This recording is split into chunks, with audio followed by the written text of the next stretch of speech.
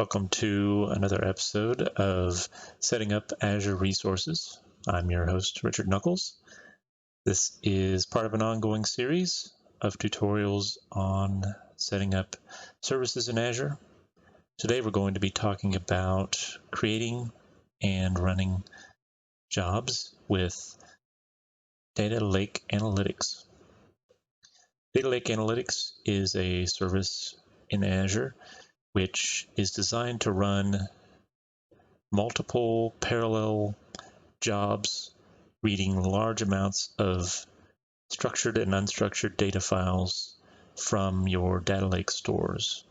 This could be data lake Gen 1 or Gen 2 storage or storage account blobs services. The Data Lake Analytics service itself is designed to have scalable jobs where you can run from a single node to multiple nodes on a single job, processing your batch analytics query.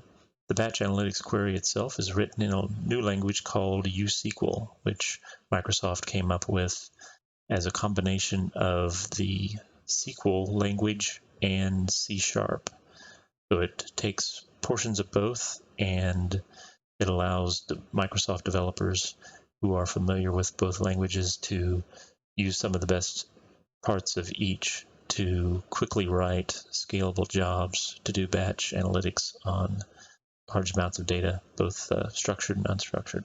So we've got a nice new resource group here called EastUS2 Demo Dev. See, I've already set up a Data Lake Storage Gen 1 service in this resource group in the EastUS2 location. This is what we're going to be using for our data source for our Data Lake Analytics service. So let's jump right in here to adding a new service in the portal.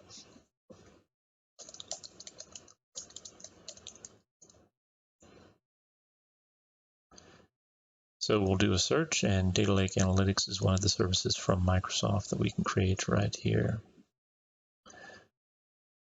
You need a couple of pieces of information when you're setting up your new Data Lake Analytics service. You need a resource group, of course. All of your services are going to require one of those. You'll need to know which region you're going to run it in. It makes a lot of sense to put this Data Lake Analytics service in the same region as your data lake so that you've got the least amount of latency and minimize any charges going between data centers.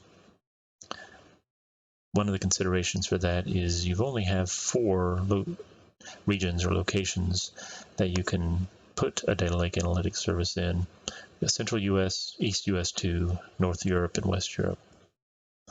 I tend to use the East US2 region for most all of my resources. For one thing, I'm on the East Coast, so it's the least amount of latency between myself and those services. And also the East US2 region tends to get the latest updates, so I tend to put my services there. As you saw earlier, I'd set up a Data Lake Gen 1 already. It's named EastUS2 Demo Dev. Naming conventions for storage services typically do not use the hyphens that you'll see in a lot of the other resource naming conventions throughout Azure. And Data Lake Analytics actually follows that pattern as well. No hyphens are allowed here.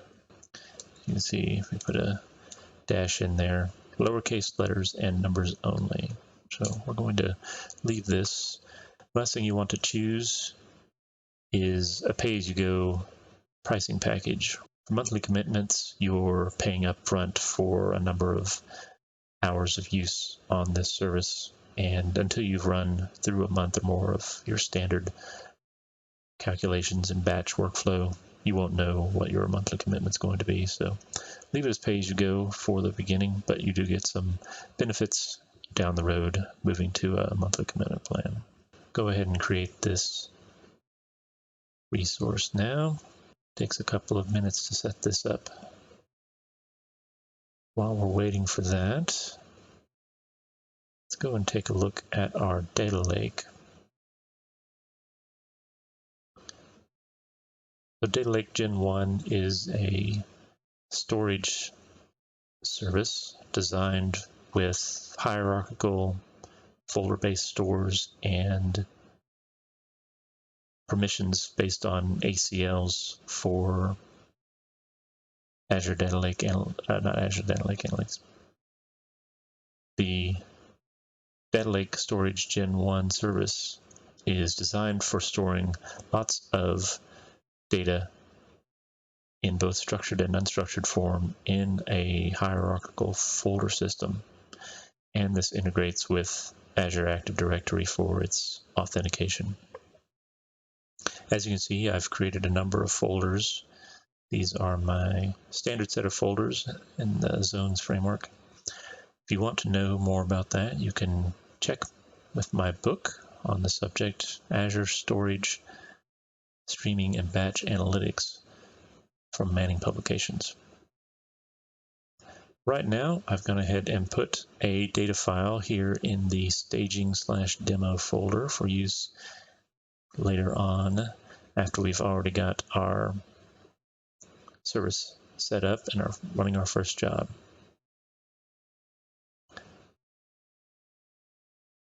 Go ahead and take a look at the new Data Lake Analytics service. So looking at the Data Lake Analytics overview blade, you can see a few things here.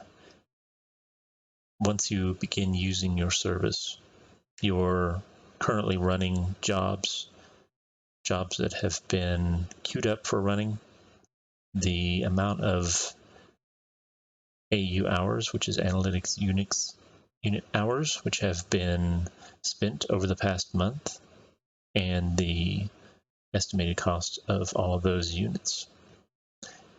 The analytic unit hour is the billing calculation metric for how expensive any particular batch job will be.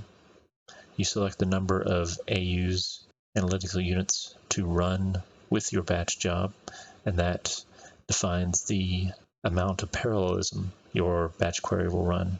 You'll have a $2 per hour run per AU, and at the end of your batch job, all of the AUs times that hourly rate will be calculated for each batch job. Right now, this is a brand new service. We haven't run any jobs through it yet, so we have none running, none queued, none in the pipeline yet. The last thing you can see here is the number of AUs in use. Currently we have none in use and no other users running any. And you can see over here on the right, you've got 32 available AUs. So this means at any one time you could be running one job with 32 AUs, two jobs with 16 AUs, four jobs with 8 AUs, or any combination thereof. If you put in a batch job to run when all of your current AUs are in use, that job will queue up and wait until there are available AUs to run. The default is 32 AUs on a single Data Lake Analytics service. If you want to change that, come over to the Settings, Limit, and Policy blade, and you can change the maximum number of AUs and the maximum number of jobs and the maximum number of AUs per job. One consideration when running your jobs will be, even though you can add more AUs for greater parallelization on your job may not be able to take advantage of all the parallelization available. So for any particular job, right now we're set up for 32. You may actually want to limit this depending on the size of your jobs and the number of users that you have in your environment.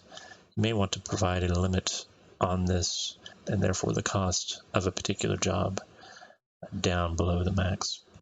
The last thing we want to talk about here is the days to retain job queries. By default, you have 30 days of retention for the information about the job. When your Data Lake Analytics account runs a particular job, you collect information about how many AUs were run, what the script was that was calculated for that job, how many AUs it used, and how many hours it took to run that job, plus information about how parallel the query was, if there were any errors while running, and other diagnostic information that you can use later. All right, the last thing we're going to talk about here is user access security to your Data Lake Analytics job. As the creator and thereby owner of this service, I can run jobs on it at any point. If you want to have other users who can submit jobs to this Data Lake Analytics service, you actually need to give them the contributor role.